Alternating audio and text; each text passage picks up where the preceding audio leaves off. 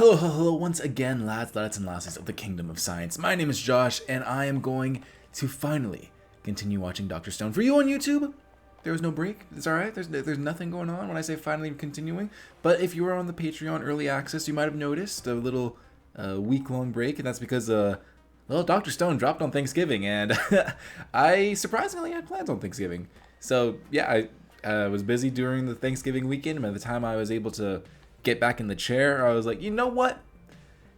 Episode 19, or I was going to say episode 2, but you know, the next episode of Dr. Stone is just about to come out, and one of the most frustrating things about Dr. Stone is that episodes just end. So even though there's just a little bit of a wait, you're either going to get 2 episodes where I just react to 2 in 1, or a double drop on Patreon where they're just going to drop like at the same time.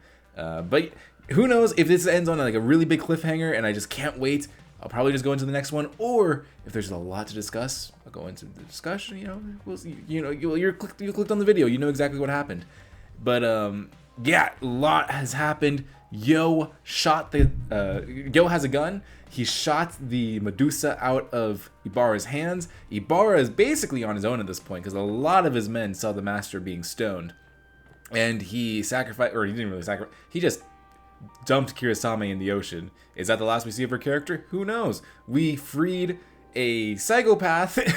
What's his name? The spear guy that almost killed Tsukasa. We freed him in a very desperate attempt to deal with Maz. Maz, like, light work, no reaction to him. Barely anything. Barely anything was done. And we seem to be at this weird battle. Like, we have the Medusa, but Ibara is really smart, and Maz is still a factor. There's a lot of things playing around. The season is amping up. I do not believe we're going to go out of this island by the end of the season. We only have a handful of episodes left, so let's see how it all goes down right now, lads. Crap you say will be used against you. He doesn't know the rights. Obstruction of something or other. Whatever. I wonder if the Miranda rights are like the same across every country. No, you don't know how to use it. The enemy's completely sunk. Your skills can be ridiculously. Well, at least he's imaginative. I can smell the sweat of all the work of every practice. Skill issue, get good, kid. Such a shame. And now Hyoga's on the loose. Look at him, fleeing like a scared animal. Pathetic. Yeah, the only thing that we can do to beat this guy is either a gun or the Medusa. Jesus. I have faith they'll make that happen. Wholeheartedly. Oh, damn, he is like right behind him. Hang on. Robo-Senku! It's been, what, like a season? It's a tough shot. Think you can make it, Magma? You gonna, what? Are you gonna hit Maz with the rock? Oh, you're just gonna chuck it at him? Okay. Are they gonna, oh my god. Goofy, You very much. It doesn't have the flippy thingy though. It doesn't have the the ribbon. That's what we call skill, baby. What's called leverage. Out of all humanity's weapons, which do you suppose is the most powerful? The spear, outside of guns. One that places the human race above all others. The gun. The mind. We perfect what we've learned until we die. I never thought I'd be going like, now that's a shot for Hyoga. That's a hero shot. That's a flex. That is a flex. And we're done. Perfect 3 meters in a single second. What? Yo, what did you arrogant? The master's name is going on here. And since I need him to carry him to the middle of the Love his I know eyes. exactly what I have to do. It's like he's giving it command. Well, maybe there's 2 different things that you need to do here. Maybe there's multiple things that you could do. Think about Kingdom of Science. That Orochi dude has the Medusa. Who needs phones when you have Taiju? No time to escape out to sea. Have Magma throw a rock at him. Senku. Kirasami never said anything about I saw the Medusa's meters petrification and attack seconds from or start to minutes. Let's hear it. Might want to sit down. It's sickeningly bad. Ah, Kasuki. Regardless of your Bro, Mario jumped. Yes! Go, Taiju! That's terrifying. Minister Ibara told me the middle of the island won't be petrified. I'm swallowing water. Are you Yeah. He is the Medusa. There's only one safe space. Make it to the island. Damn, you sacrificed him hard. My good Orochi! And you, oh my god. Oh, Taiju again? I don't see either of us getting revived this time, being the wild cards that we are. Both factions Well. think us too dangerous. At least they're honest with each other. I believe you called it Kudayati. I'll gladly teach you. Oh no. No, no, no, no, no. Kanryu style are open to all interested parties. No, no, no, no, no, no, no. To do it properly. Oh, that's a pose. That's a Hyoga. That is a pose, Hyoga. I'm not. That's pretty hot. That's pretty cold. Okay, music is going way too hard right now. This is a the story for Dr. Stone's always gone hard. This is going hard. Is that where it ends? Thank God. It's about to go right into the next episode. I only have a few seconds though, so. All your soft curves are rock hard, but you won't be stuck like this forever. Okay, There's yeah. a way to restore you. Those troublesome souls. He's gonna try and surely have all their revive them. revival water stored somewhere. Oh my God. Oh, he's young. Oh, 20 years. Generations of masters have taken wives with impressive memory to pass down the 100 tales. Oh, As okay. a result, my son can already remember all he sees. Oh. Okay, so she did get fatally wounded. Damn, that's cold. But who could possibly be casting this? Hey, Ibara. The sorcery monster truck. This is the beast that fled from their oversized boat. The sorcery beast.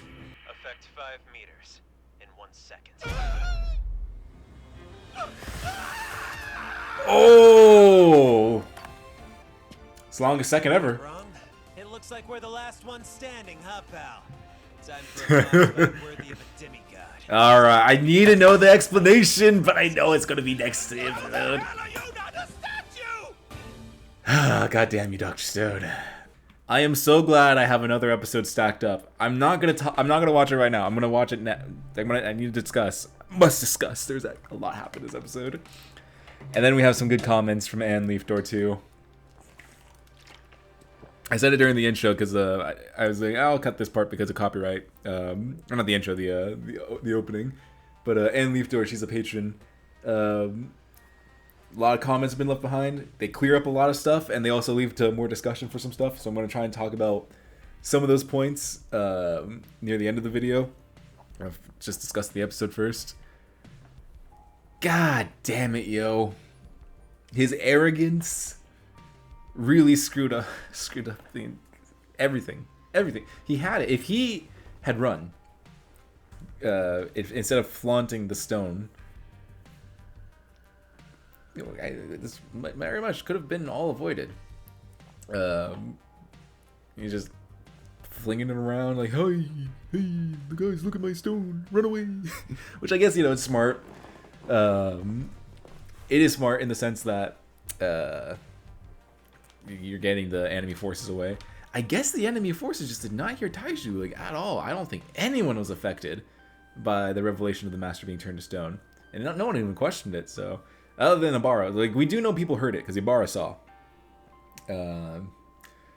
But yo, if you had fled, all this could have been avoided. If you found Senku, how does Hyoga? I mean, no, it's not that much. It's not that much of a question because, you know, like Hyoga has a brain, Yo doesn't.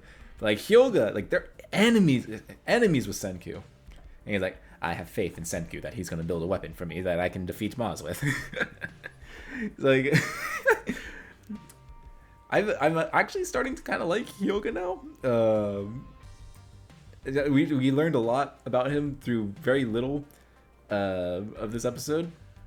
Like the fact that, well, I feel like he came off like really wrong at the end of season 2. I feel like season 2 kind of did him dirty, in the sense of they wanted to have a villain that Senkyu and Tsukasa could fight, and Hyoga kind of drew the short straw there because he was the only other character that potentially had the skill to match, or not.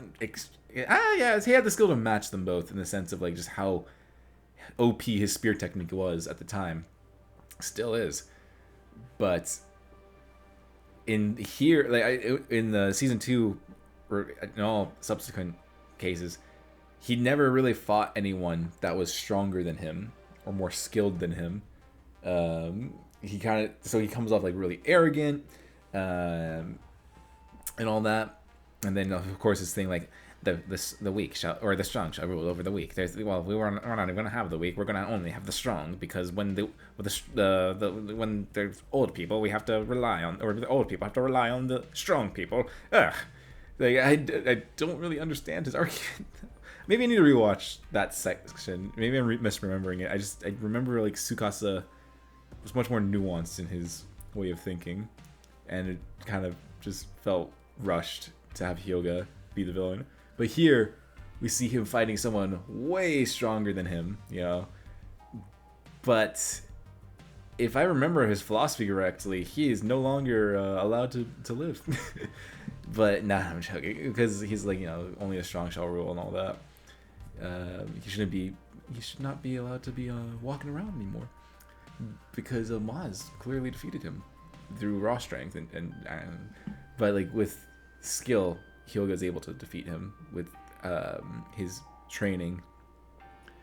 But before he even gets to the training, we see Hyoga run from the fight.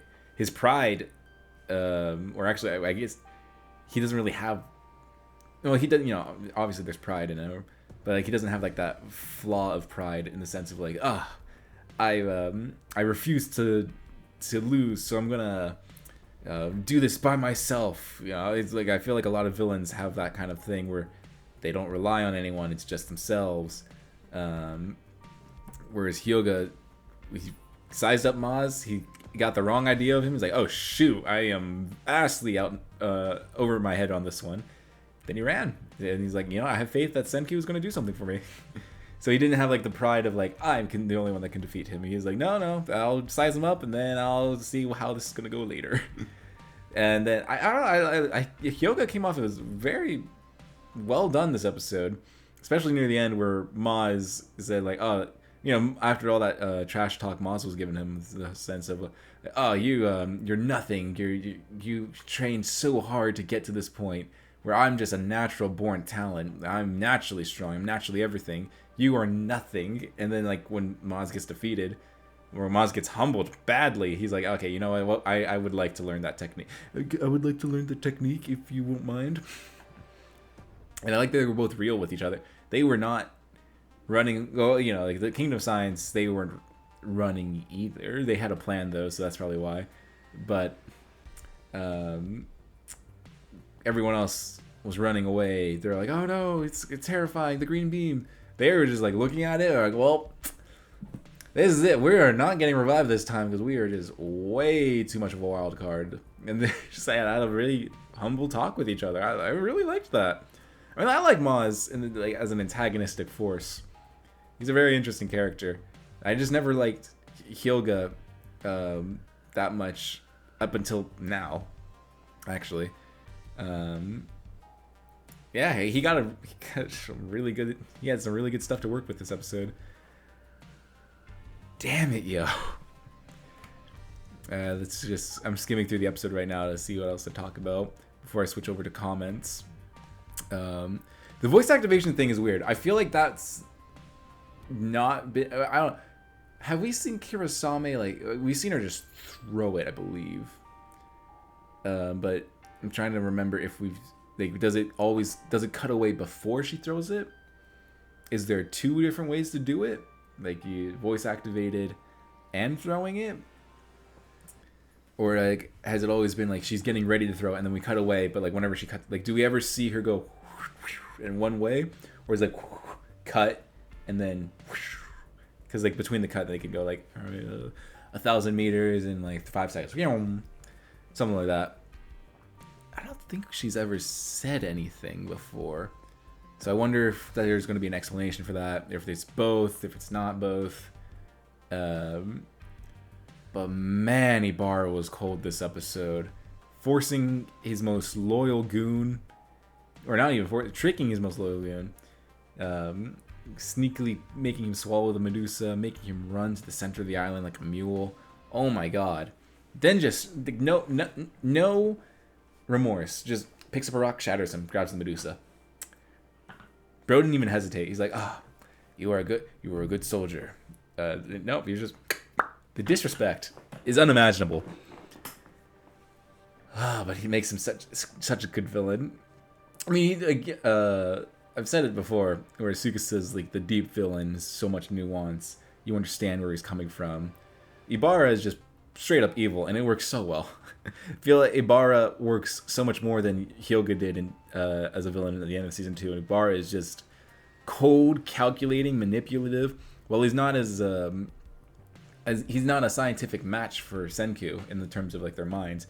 He's a strategist. He's a strategist match for Senku, and he's like technically like I don't know what Senku did to get himself out of the petrification, but Ibara won. He has basically won this fight, and then we'll learn next episode how Senku did it. But Ibara, I feel like, has won everything. He did take the massive gamble though with the whole like, oh, they have something that will, they have depetrification fluid that I will use to revive everyone, or not everyone, just probably women, honestly. But like the gamble was like, what if they didn't have any stored anymore? What if they used it all? That's a very big gamble that Ibara had taken. But it probably would have ended up working out, because I believe, if I remember, it was automized. It's just automatically they did a system that's like slowly but surely like making it on its own, self-sustaining. So that's great for Ibara. He did not know that though. That was a major gamble, because then he's just the ruler of nothing. But I guess desperate times did call for very desperate measures. He was outgunned, quite literally, outmatched in many ways. I mean, he's very smart. Don't get me wrong, Ibara is very smart, but there's just too many geniuses and natural talents, as well as there's just too much skill on the Kingdom of Science. Ibara pulled everything that he had, and he won. I like Ibara. I like him as a villain. He's very menacing. He's cold, calculating. He's the perfect opposite of Senku. And I'm so interested to see how Senku got out of it. What was Chrome's plan? Oh man. And there's some other stuff to talk about this episode, but I'm gonna go into Anne's comments over on Patreon. So if you lads want to have like 100%. Yes, please have the comments be responded to. You can sign up early access, only $1 on Patreon, and you get early access to all of our content. So, sorry, the screen just got very bright. I should actually turn this on Dark Reader real fast. I don't know why I don't have Patreon on Dark Reader. Yeah, oh my god, Patreon looks great on Dark Reader. Woo! Oh, that's beautiful. Oh my god, why did I have this off? Alright, so I'm going to skim through these because like they were very long comments, and I have responded to Anne already via Patreon. So even if you leave Patreon comments and I don't respond to them, I do respond to them in text if I don't do it in video. So I'm just going to skim through them and talk about points right now. So the first comment I'm going to be reading is from episode 14 of this season. It's a little ways back, but I do pre-record these. And Anne says that they were a little late to watching and commenting, so that's completely fine. It doesn't matter if you're late or not. I'll read them if I'm still recording episodes. But the TLDR of this comment is basically when Gen was trying to convince Maz not to kill them, I had been saying at that point, I just thought that they were taking it very lightly, that they convinced him not to kill them. I do understand that Maz was not converted to their side. It was just a very shaky alliance. And they said, or Anne points out that Gen's whole manipulation point, but take the funny talk aside, was that they just wanted to postpone Maz from very silently and very easily taking down the Kingdom of Science in one blow. It's just like in that discussion, I was just saying like, or I guess I didn't make it clear. I just thought that Senku and Ko were taking the matter very lightly after Maz left, because I think Gen said, well, or someone pointed out like, what are we gonna do when we're done with the whole thing? And Senku was like, we'll figure it out. Though at the point of recording that episode, I did not realize, but I figured it out. I didn't think that the next episode they were gonna build a gun.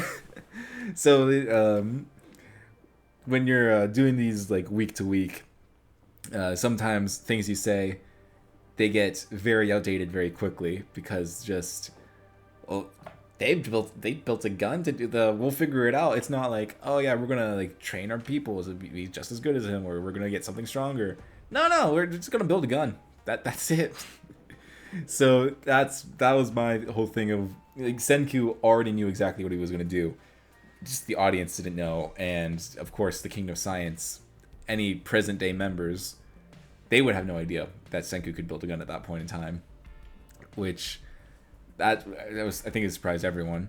And then the next part of Anne's comments on the same episode was that the reasons why Maz wouldn't kill Kirasame is because she's not loyal to Ibara, she's loyal to the Master, and that if he turned Kirasame on Ibara, then she would probably just turn, like after they took down Ibara, she would just turn on Maz. Which actually it did happen a few episodes later, where Kirasame found out the Master was petrified, and she turned on Ibara, which led to her downfall.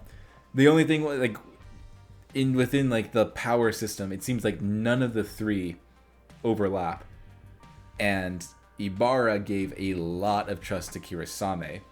He didn't give the trust to her because he thought she was loyal. He just gave the trust to her because he knew she was loyal to a fault, to someone he was pretending to be. So if Maz killed or knocked out Kirasame, then the weapon is out of play. The Medusa is out of play, and then he could just take out Ibara. And the big reason, at least for Anne, saying that Maz just kept things the status quo is because he liked the status quo. Outside of Ibara, he liked the status quo of the women and all that, having this power over the island. And you know what? Honestly, I do believe that's pretty accurate. I don't believe Maz thinks himself as a leader. I think he wants someone to be the leader. But granted, he does want to become the leader. That's the whole reason why he turned with the Kingdom of Science. I don't know. It's interesting. I just think that the triangle of power is a little flawed with it. I'm not saying it's like, oh, Dr. Stone's ruined. I'm just saying this triangle of power is very odd. Because I'm not saying Ibara is defenseless, but against Maz, very much so. Without Kirasame's threat of the Medusa, Ibara doesn't really have anything on Maz. So if Maz took the Medusa, destroyed it, or hit it, then it's over for Ibara, and then nothing stands in Maz's way in terms of the power structure of the island. But who knows? Maybe he just didn't really, at that point in time, he didn't really know how to lead the island. I don't know what his plan is. If like his plan is to rule over the island, but I don't know if he knows how to rule over the island. So I'm curious. I would have been curious to see what Maz would have done if he, like, obviously he would have tried to keep the status quo, but would the Islanders have let him? That's another big thing. Like, would the Islanders have let him take the status quo? Maybe if there was a coup d'etat, they wouldn't have let it happen. But if Ibara were to fall to enemy forces, okay, that's it. There it is. Maybe Maz knew that if Ibara were to fall to his hands, then the island wouldn't accept him. Or like, it's like, hey, why did Ibara just suddenly die? Where's Kirasame? Oh, Maz is the guy in charge now? I don't know about that. Kind of fishy. But if there's these invaders, if there's like Senku and Co., they're fighting over the island. Ibara and Kirasame either disappear or die or something. Or then Senku and Co. leave, or the island's like, I can't believe these invaders. They killed our leader. Maz, please take. You're the next best guy. Take the spot. Something like that. Maybe. But I cut it because I flubbed it. I should have said at the beginning, I'm not gonna read the comment out loud. I'm gonna put it like here for you guys to read, and I'll read parts of it out loud because they're long comments, and I don't want these videos this video stretch on forever because I need to get to the next episode. I really want to see what happens next. Why do I do this to myself? I should have just watched them together. For episode 15, the TLDR here is basically us fangirling over how Senku treats the gun, the weight of it, and just how much Senku making the gun now means in general for the entire series. Because, like Anne says, in the fight for Tsukasa, like Senku could have done many things, even like with the Ishigami village. But Ishigami village, that's just not Senku's thing. He could have taken it by force with the science. He could have taken advantage of everyone. But with Tsukasa, they were in a time of war. It was desperate. And Senku did not resort to the gun. And now that he built it fairly easily, now it's like he could have done that so much earlier. Could have solved so many problems. It's just not his thing. Even Anne says when Kohaku asked if she could stop holding back with the katana, Senku told her with their communication she shouldn't need to use it.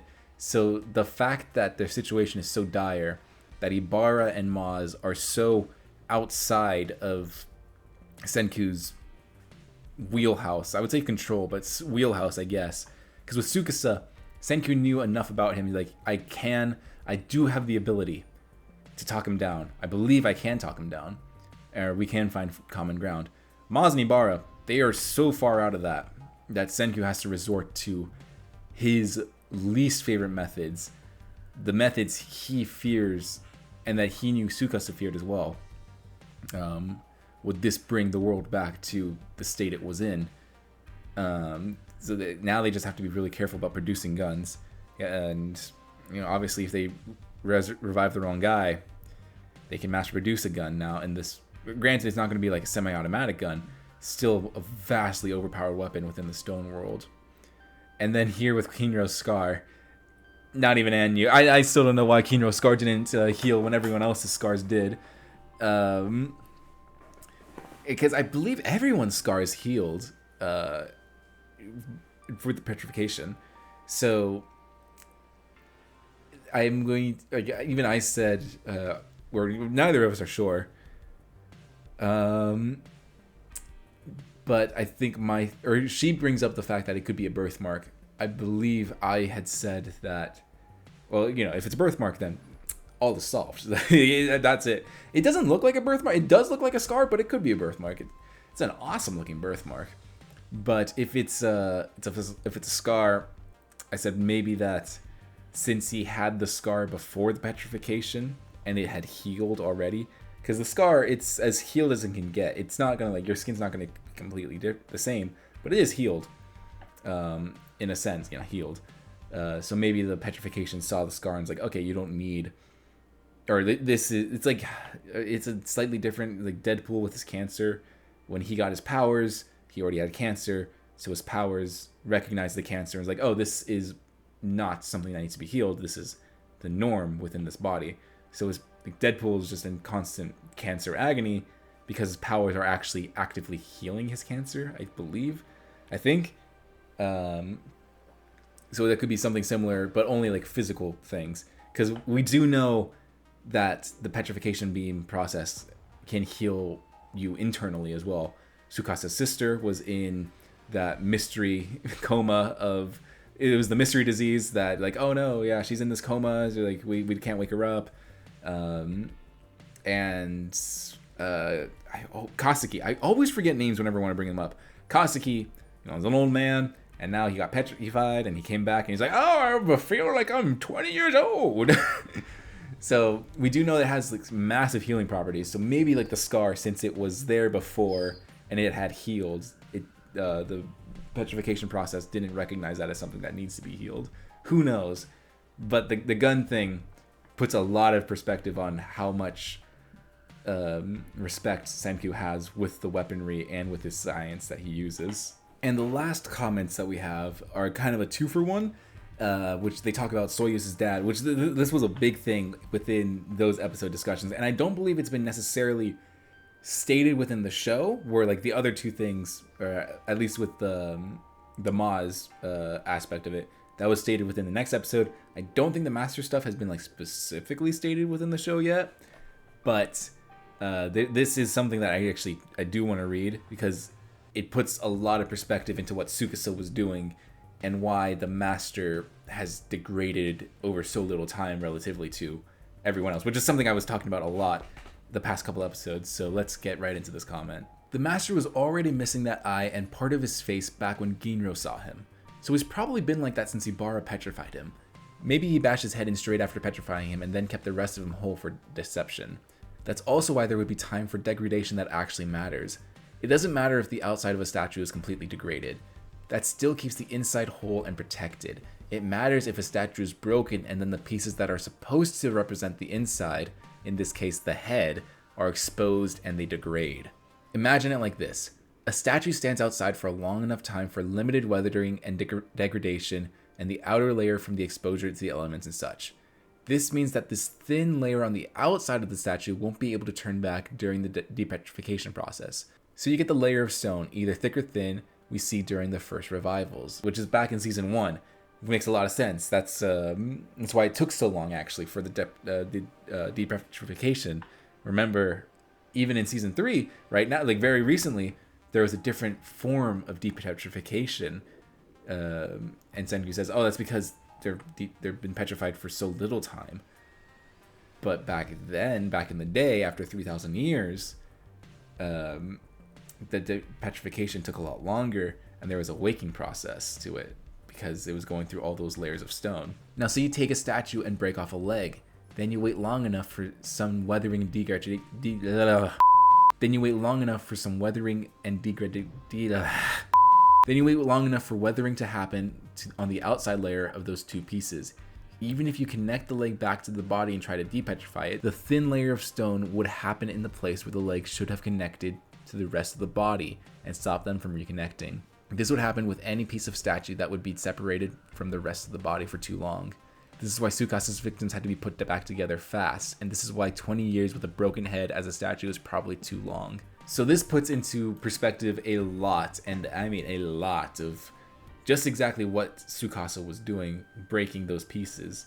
Like if they had been left a little longer, there's a chance that these people can't be brought back, or else they're going to be missing like a limb, and we can't do that, or we can't do anything about that, or they're literally like their chest is caved in, they're missing like their frontal lobe or something like that.